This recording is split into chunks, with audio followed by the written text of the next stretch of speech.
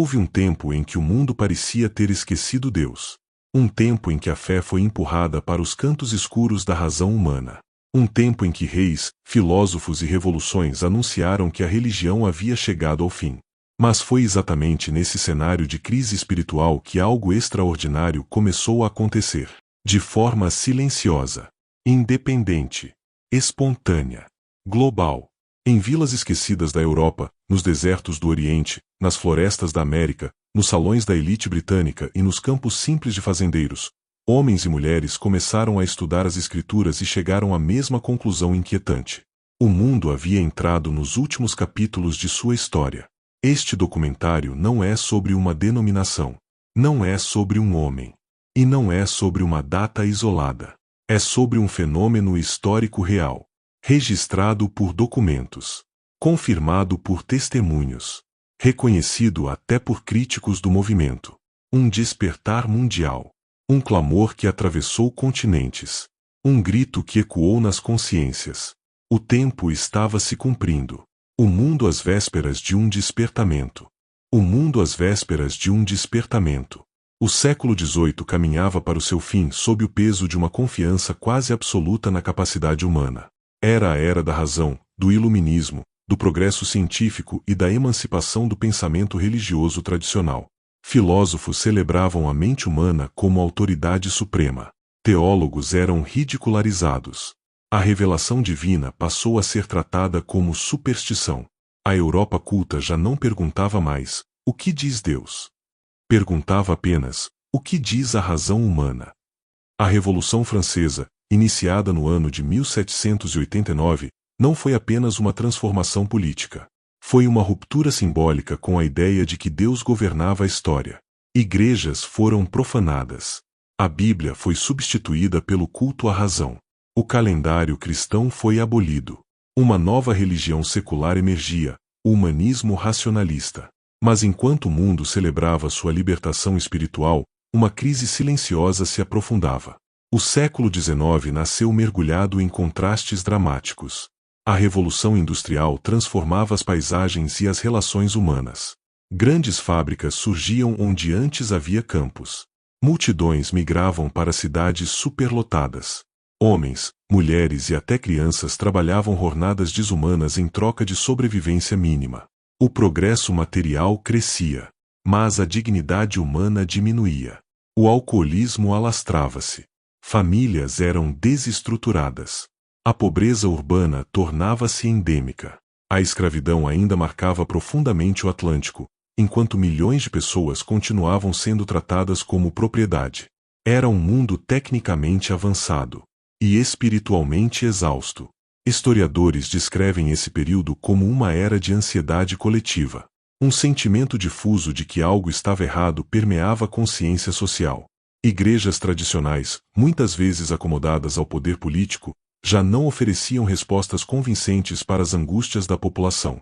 Nesse ambiente de crise moral, colapso social e desencanto espiritual, um fenômeno inesperado começou a surgir em diferentes partes do mundo, sem coordenação central, sem liderança comum, sem conexão institucional.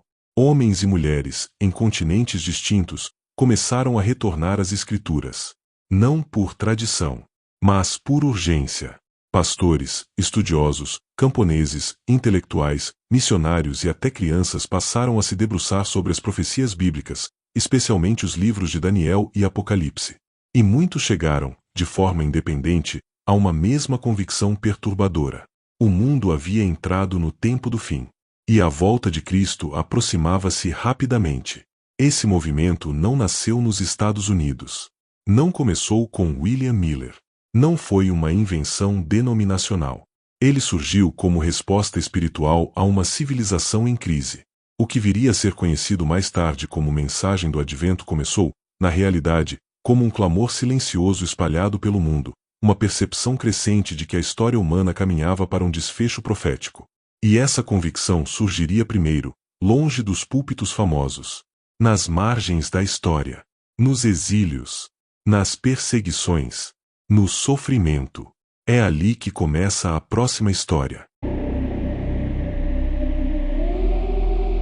Manuel Lacunza, o teólogo do exílio. Muito antes de multidões americanas aguardarem a volta de Cristo, muito antes de qualquer púlpito protestante falar abertamente sobre datas proféticas, uma voz isolada começou a ecoar silenciosamente do exílio. No Reino do Chile, então colônia da coroa espanhola, nasceu Manuel de Lacunza y Díaz, no ano de 1731. Ainda jovem, ingressou na Companhia de Jesus, tornando-se um estudioso disciplinado das Escrituras, da teologia e das línguas bíblicas. Mas sua trajetória seria brutalmente interrompida.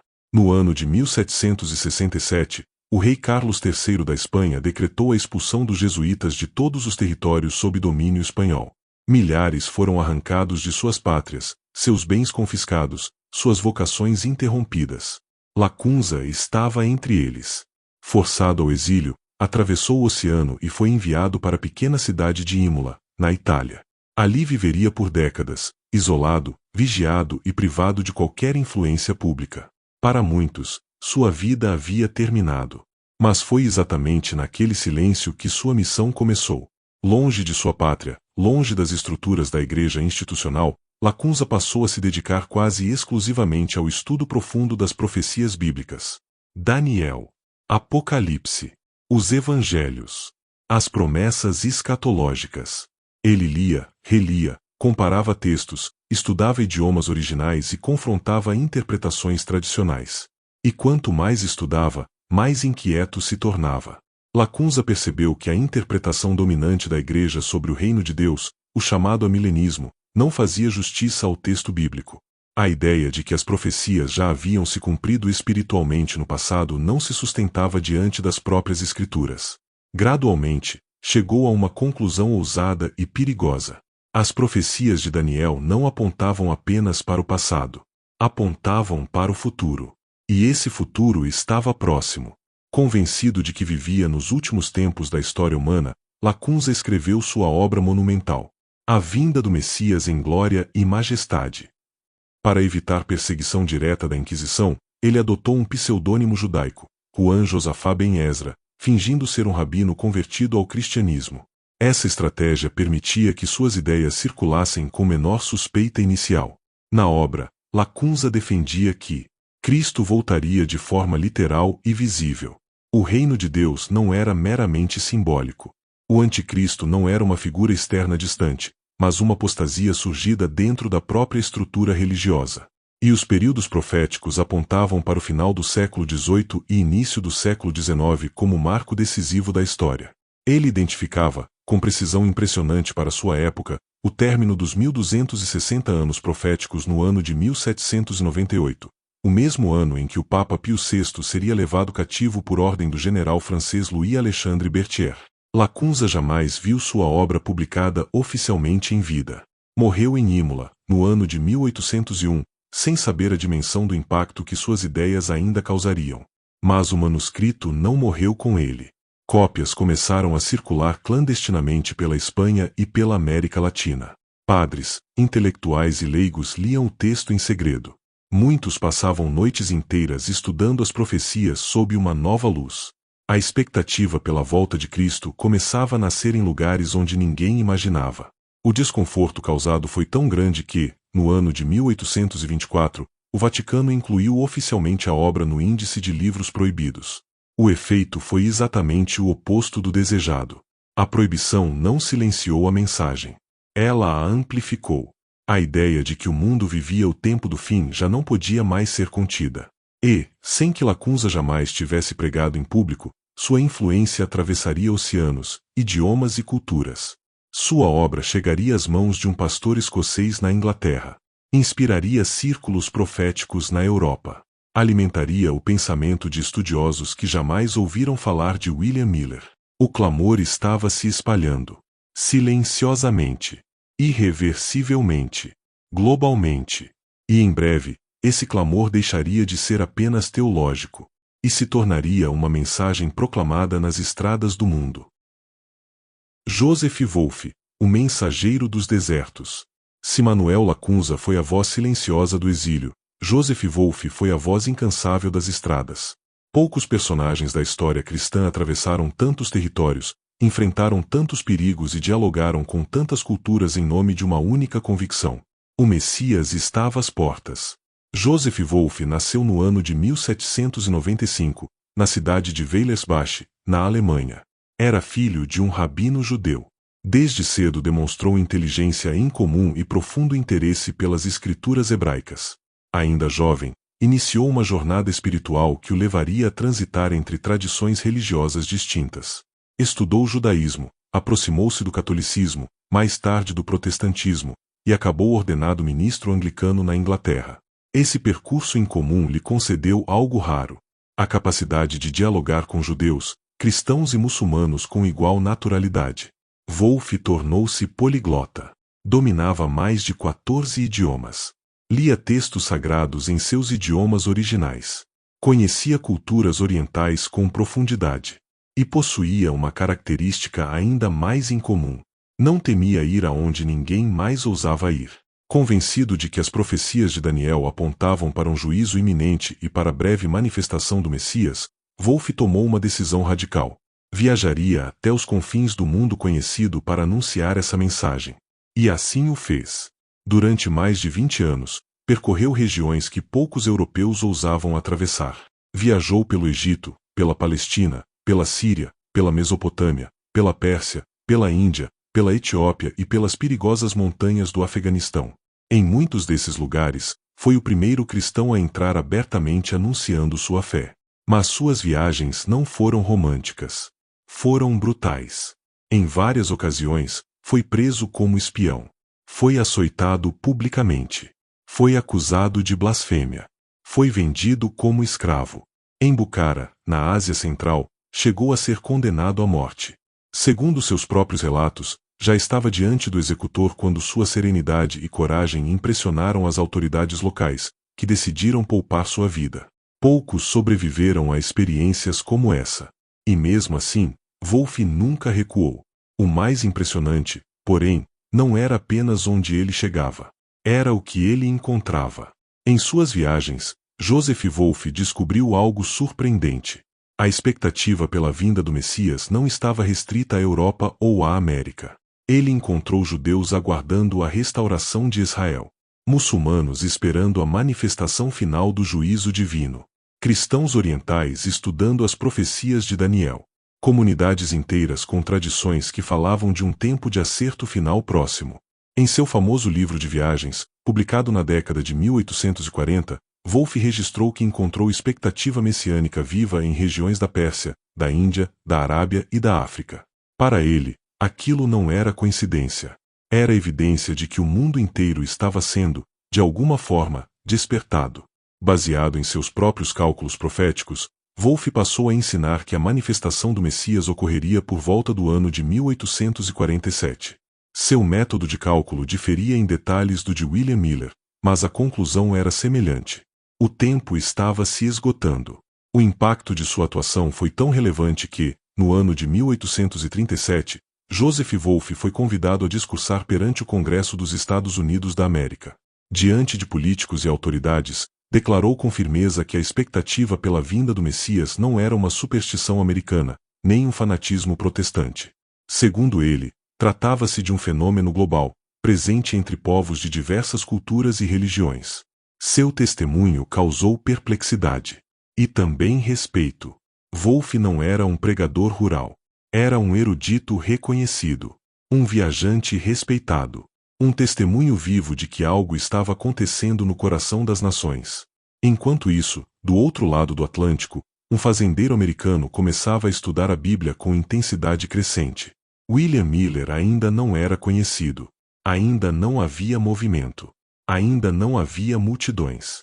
Mas o mundo já estava inquieto.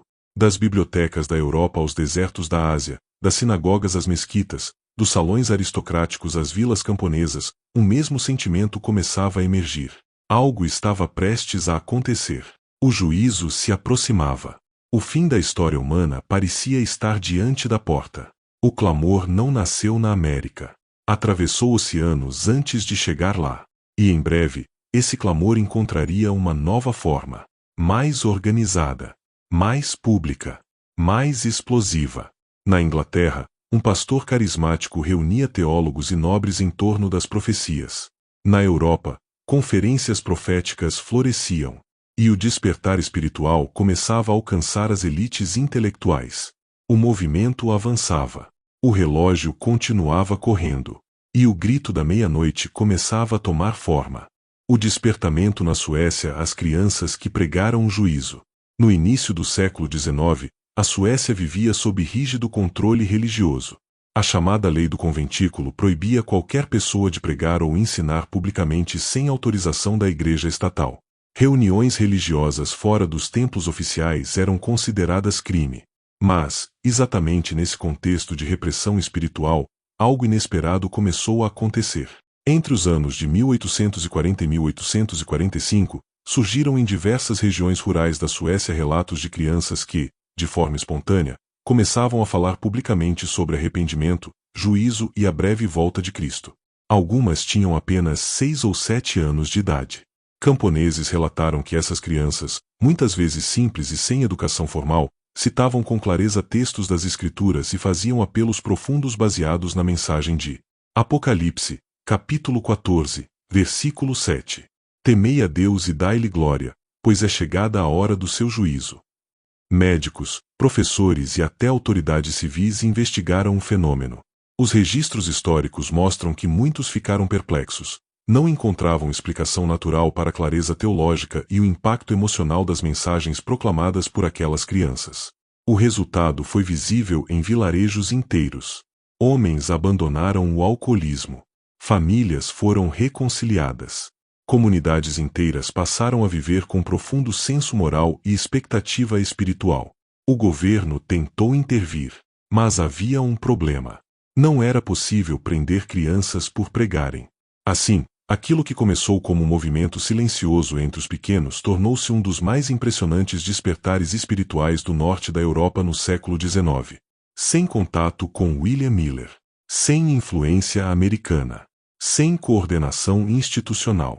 Ainda assim, proclamando a mesma mensagem central. O mundo estava vivendo as vésperas do juízo divino e da volta de Cristo. Edward Irving e as Conferências Proféticas da Europa. Enquanto o clamor profético ecoava nos desertos do Oriente com Joseph Wolff, na Europa um outro movimento ganhava forma, não nas estradas perigosas, mas nos salões da elite intelectual. Era um despertar diferente. Menos visível nas multidões, porém profundamente influente nas ideias que moldavam governos, igrejas e culturas. No centro desse movimento estava um homem chamado Edward Irving. Edward Irving nasceu no ano de 1792, na Escócia.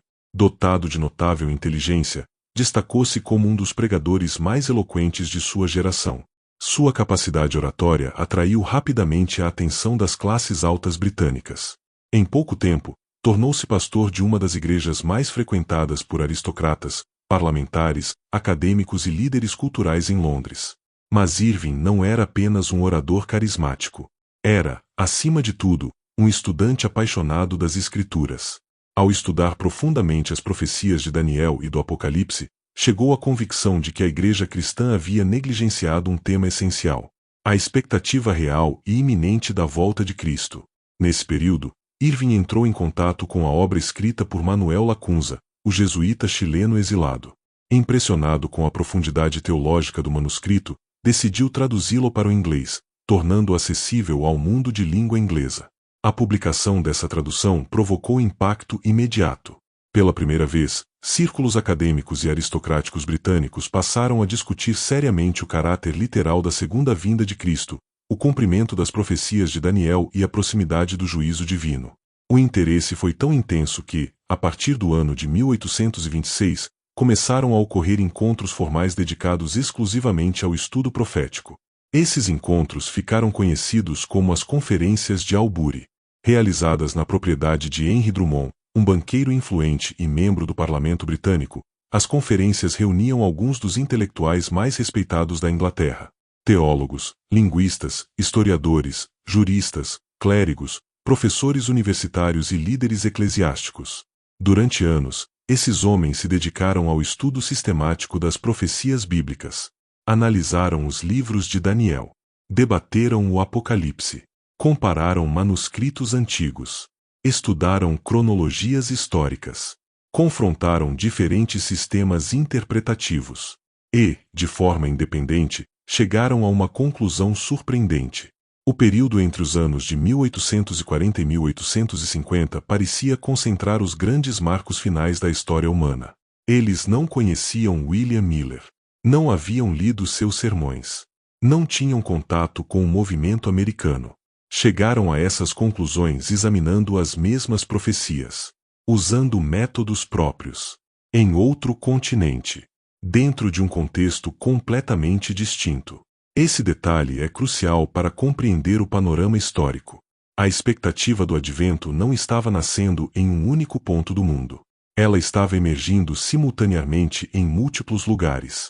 O impacto do movimento liderado por Irving não foi apenas teológico.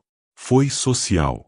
À medida que membros da elite britânica passaram a acreditar que o juízo de Deus se aproximava, algo mudou em sua forma de enxergar o próprio Império Britânico. O orgulho imperial começou a ser confrontado por um senso de responsabilidade moral. A riqueza começou a ser vista sob a luz da prestação de contas diante de Deus. O poder passou a ser percebido como algo temporário diante da eternidade. Embora o movimento não tenha gerado grandes multidões públicas como ocorreria depois na América, ele exerceu influência profunda nos círculos que moldavam o pensamento da nação. O resultado foi uma revitalização do estudo profético em diversas denominações europeias. Livros começaram a ser publicados. Sermões sobre a segunda vinda tornaram-se frequentes. Sociedades proféticas foram organizadas. O tema do advento voltou ao centro do debate cristão europeu. E assim, enquanto no Oriente o clamor cruzava desertos, e na Europa ele tomava forma nos salões intelectuais, do outro lado do Atlântico algo silencioso, porém decisivo, começava a acontecer. Um homem comum. Uma Bíblia aberta. Uma mente determinada a compreender as Escrituras verso por verso. O palco estava sendo preparado. O mundo já estava inquieto. O solo estava pronto. E então, a mensagem ganharia sua expressão mais popular e mais explosiva. O nome desse homem era William Miller.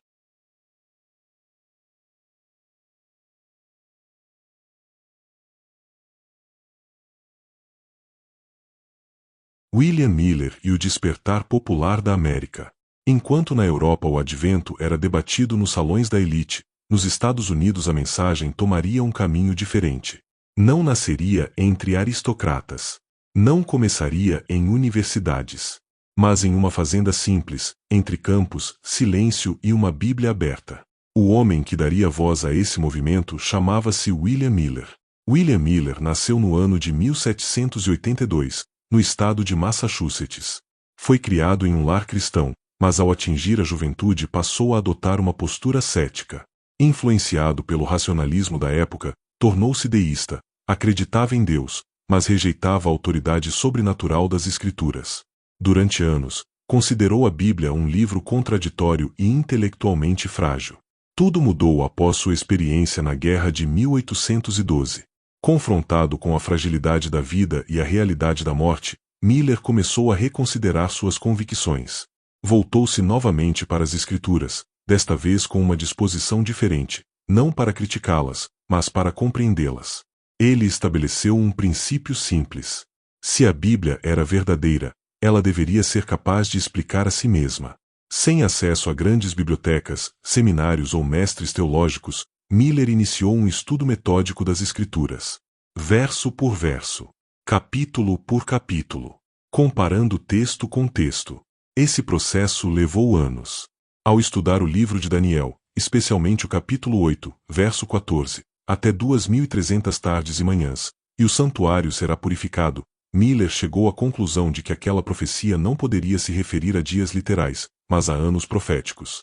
Aplicando o princípio bíblico de um dia por um ano, compreendeu que os 2.300 anos se estendiam desde o decreto para restaurar Jerusalém, no século V a.C., até o período entre 1843 e 1844. Como quase todo mundo cristão de sua época, Miller acreditava que o santuário mencionado na profecia representava a própria terra, e que sua purificação ocorreria por meio do fogo do juízo final. Assim, chegou à convicção de que a volta de Cristo aconteceria por volta do ano de 1844. A descoberta abalou profundamente sua consciência. Por anos, Miller resistiu à ideia de pregar publicamente. Sentia-se indigno, temia o ridículo e o julgamento. Fez então um pacto com Deus. Se fosse realmente chamado a proclamar aquela mensagem, aguardaria um convite claro. O convite veio. No ano de 1831, um antigo conhecido pediu que ele expusesse suas conclusões em uma pequena igreja local. Miller aceitou com relutância. E algo inesperado aconteceu. O sermão produziu impacto imediato. Pessoas começaram a pedir que ele repetisse a mensagem em outras igrejas. Convites se multiplicaram. O que começou como um compromisso isolado tornou-se uma missão que o levaria a viajar milhares de quilômetros, pregando em igrejas, salões, praças públicas e casas particulares. A mensagem espalhou-se como fogo em campo seco. Mas o movimento não se estruturou sozinho. Nesse momento surge uma figura decisiva, Joshua Himes. Himes era um pastor, editor e organizador extremamente talentoso. Ao ouvir Miller, compreendeu que aquela mensagem precisava alcançar o país inteiro. Utilizando jornais, panfletos, revistas e cartazes, transformou o movimento adventista no fenômeno religioso mais divulgado da história americana até então. Foram fundadas dezenas de periódicos. Milhares de folhetos foram impressos. Grandes tendas foram montadas para reuniões públicas. E surgiram as famosas tabelas proféticas, publicadas no ano de 1842, que apresentavam visualmente o cálculo das profecias. A mensagem tornava-se acessível ao povo comum. Agricultores, operários, donas de casa, professores, pastores de diversas denominações. O movimento não pertencia a uma igreja específica. Era interdenominacional.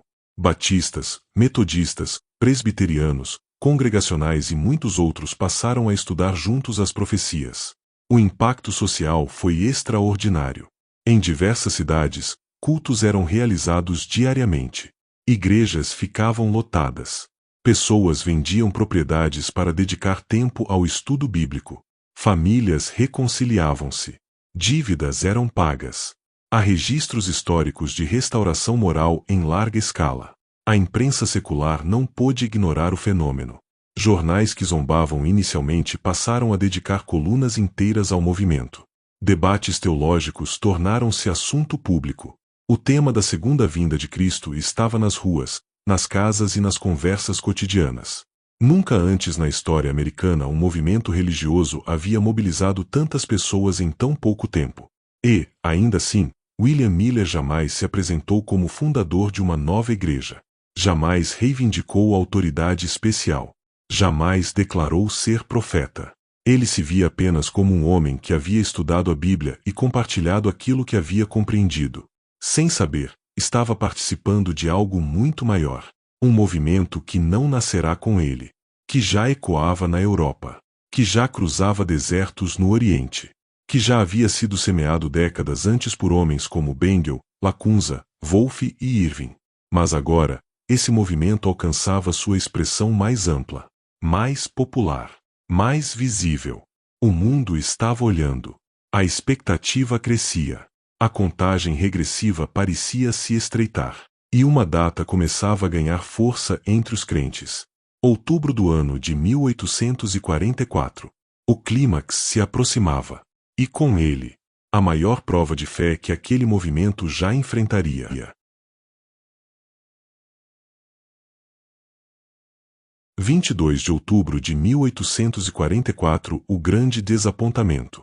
O movimento havia crescido.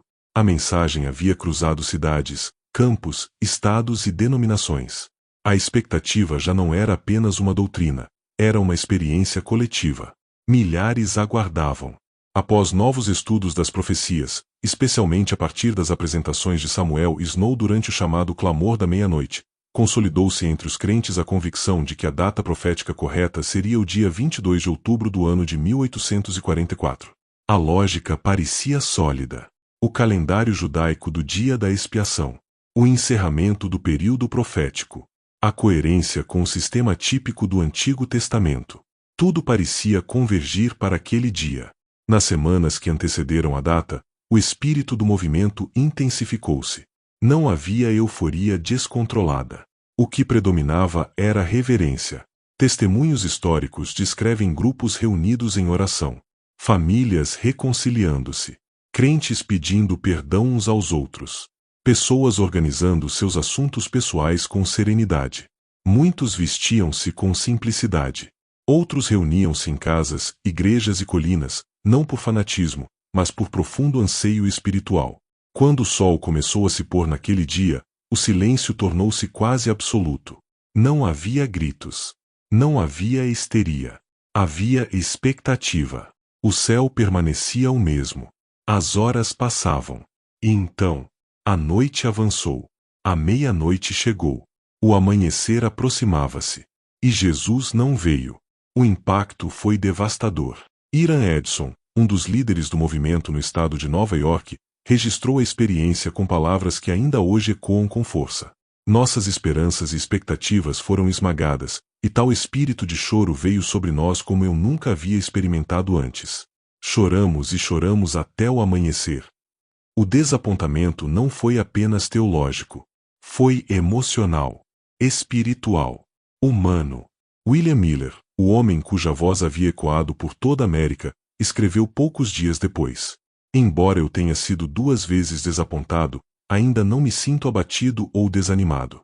Minha esperança na breve vinda de Cristo permanece firme. Não eram palavras de um fanático. Eram palavras de um homem profundamente ferido, mas ainda sincero em sua fé. Ellen Armon, uma jovem de apenas 16 anos, presente no movimento, descreveu assim aquela noite: o dia passou, o sol se pôs, e Jesus não veio.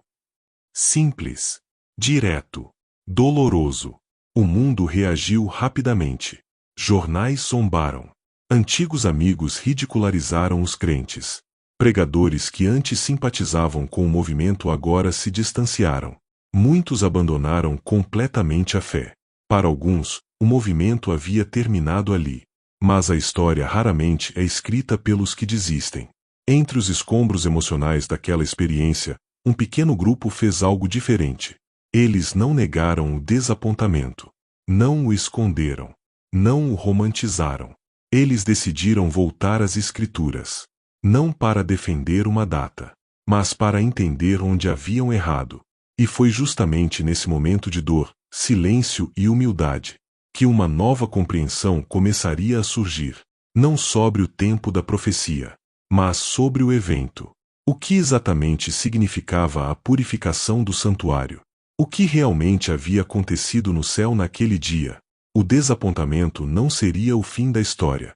Seria o início de uma investigação mais profunda. E o próximo capítulo revelaria algo que nenhum deles havia considerado antes.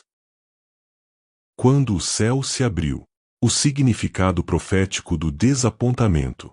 O amanhecer do dia 23 de outubro do ano de 1844 não trouxe respostas imediatas.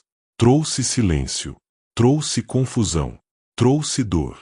Mas para alguns poucos, trouxe também uma inquietação espiritual que não podia ser ignorada. Entre eles estava Iran Edson. Naquela manhã, segundo seu próprio testemunho, ele decidiu atravessar um campo de milho para evitar os olhares de zombaria dos vizinhos. Seu coração estava pesado. Sua fé, ferida. Mas sua confiança nas Escrituras permanecia intacta. Foi ali, entre as fileiras silenciosas daquele campo, que Edson descreveu ter experimentado um momento de profunda clareza espiritual. Ele não afirmou ter visto uma visão literal.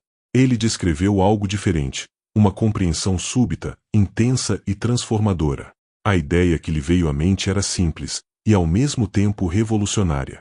Cristo não havia saído do santuário celestial para vir à terra. Cristo havia passado do lugar santo para o lugar santíssimo no santuário celestial. Se essa compreensão estivesse correta, então o erro do movimento não estava no tempo profético. Estava na interpretação do evento.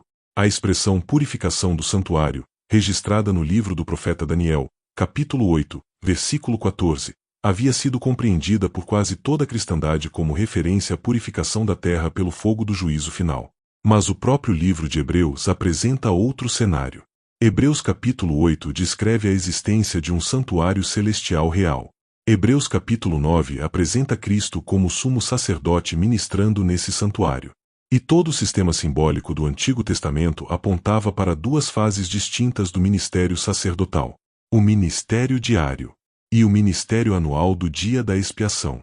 Se o modelo terrestre possuía duas fases, por que o ministério celestial de Cristo não teria também? Aos poucos, outros estudiosos do pequeno grupo começaram a estudar profundamente essas questões. Entre eles estavam Joseph Bates, James White e Ellen Armon. Eles não partiam de uma posição de orgulho. Partiam de lágrimas. Eles não buscavam defender uma reputação. Buscavam compreender as Escrituras. E o que encontraram mudou completamente o rumo da história. A compreensão passou a ser esta. Em 22 de outubro de 1844, Cristo não retornou à Terra, mas iniciou a fase final de seu ministério no Santuário Celestial, chamada pelos pioneiros de juízo investigativo. Essa compreensão dava novo significado não apenas à profecia de Daniel capítulo 8, versículo 14. Ela também lançava luz sobre um texto enigmático do Apocalipse. Apocalipse capítulo 10 descreve um anjo poderoso trazendo um livrinho aberto. O profeta é instruído a comer esse livro.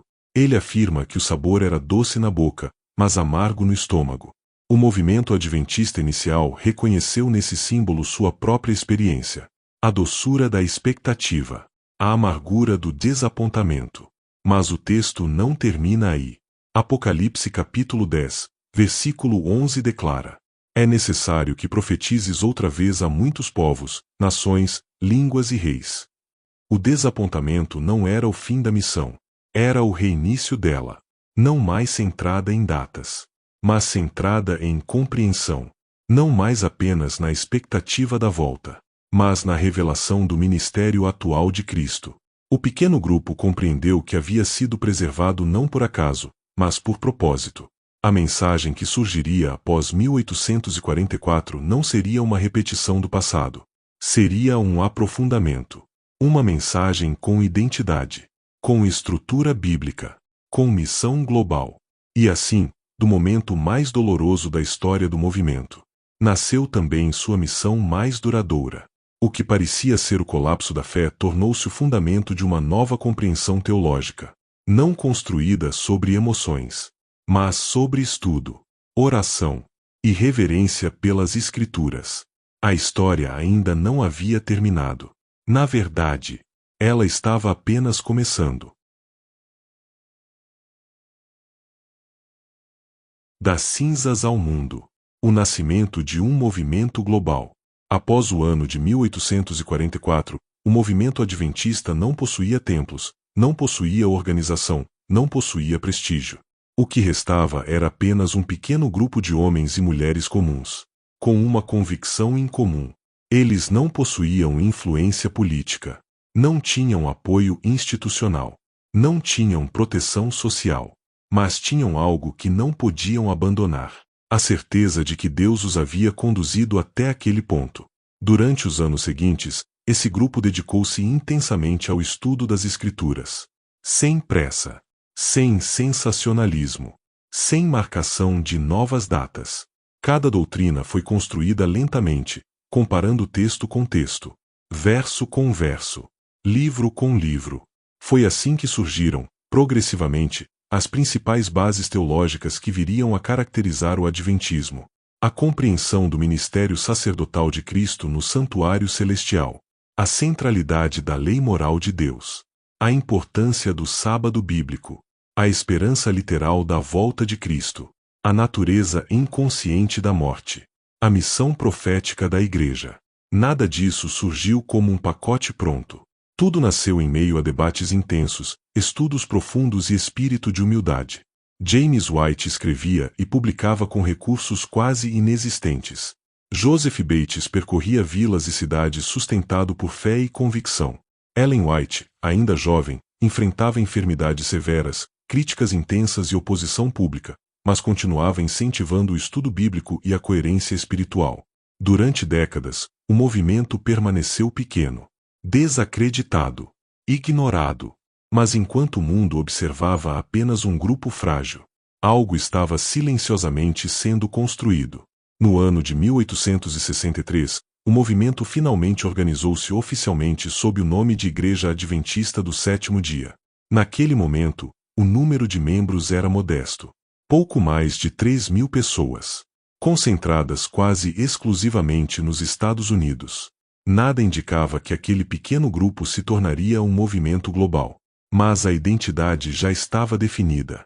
Uma igreja fundada não sobre um líder carismático, não sobre uma experiência emocional, não sobre um evento isolado, mas sobre uma compreensão progressiva das Escrituras.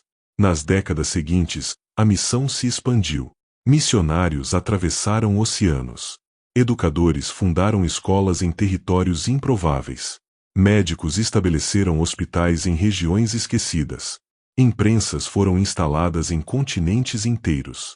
No final do século XIX, o Adventismo já estava presente na Europa, na África, na América do Sul, na Ásia e na Oceania. No século XX, tornou-se um dos movimentos cristãos mais internacionalizados do planeta. Hoje, a Igreja Adventista do Sétimo Dia está oficialmente organizada em mais de 200 países. Mantém milhares de escolas, universidades, hospitais, clínicas e projetos humanitários. Publica literatura em centenas de idiomas. E continua proclamando a mesma esperança que moveu aqueles primeiros crentes. A breve volta de Jesus Cristo. Mas a questão central deste documentário não é o tamanho da instituição, nem sua estrutura organizacional, nem seus números estatísticos. A questão central é outra. A mensagem do Advento não nasceu com William Miller. Não foi invenção de um grupo isolado. Não foi fruto de fanatismo regional. Ela surgiu de forma independente em diversos continentes. Foi precedida por vozes distintas, confirmada por contextos diferentes, e amadurecida através da história. Alemanha, Chile, Inglaterra, Ásia, Estados Unidos, Escandinávia. Culturas diferentes, línguas diferentes, contextos sociais distintos, mas uma expectativa comum. Não se tratava de uma seita americana. Tratava-se de um movimento profético mundial. O erro humano existiu. A dor foi real. O desapontamento foi profundo. Mas a sinceridade da fé também foi real. A honestidade intelectual foi real. E a busca pela verdade bíblica foi real. A história honesta não nega as falhas, mas também não distorce as intenções. O movimento adventista não nasceu da arrogância de quem dizia possuir toda a verdade. Nasceu da humildade de quem reconheceu seus erros e decidiu voltar às Escrituras. E talvez essa seja a maior herança daqueles primeiros crentes. Não a marcação de datas, mas a disposição de estudar, corrigir, reavaliar e permanecer fiel à Bíblia acima de qualquer tradição. A história do Adventismo não é a história de um homem. É a história de uma busca. Uma busca por coerência bíblica, por fidelidade a Cristo, por esperança escatológica, por integridade espiritual. E essa busca continua. O que começou como um grito na meia-noite, tornou-se um eco que ainda percorre o mundo, não como voz de homens, mas como apelo das Escrituras. Eis que venho sem demora.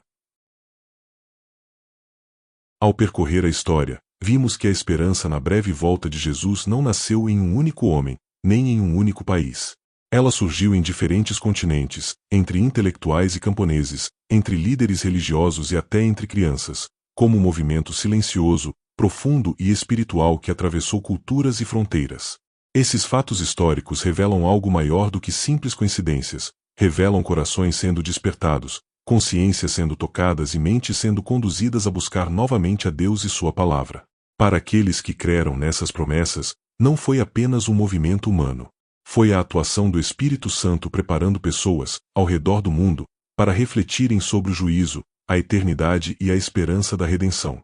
Nosso objetivo com este documentário não é impor conclusões, mas apresentar os registros históricos com honestidade e respeito, para que cada pessoa possa analisar os fatos e formar sua própria compreensão, livre de preconceitos e distorções. Agradecemos sinceramente por você ter assistido até aqui. Se este conteúdo contribuiu para sua reflexão, convidamos você a se inscrever no canal e compartilhar este documentário com outras pessoas, para que mais corações tenham acesso à história e possam tirar suas próprias conclusões. Que a busca pela verdade sempre nos conduz à luz, à consciência e a um relacionamento mais profundo com Deus. Porque a maior esperança da humanidade continua sendo a mesma. Jesus em breve virá.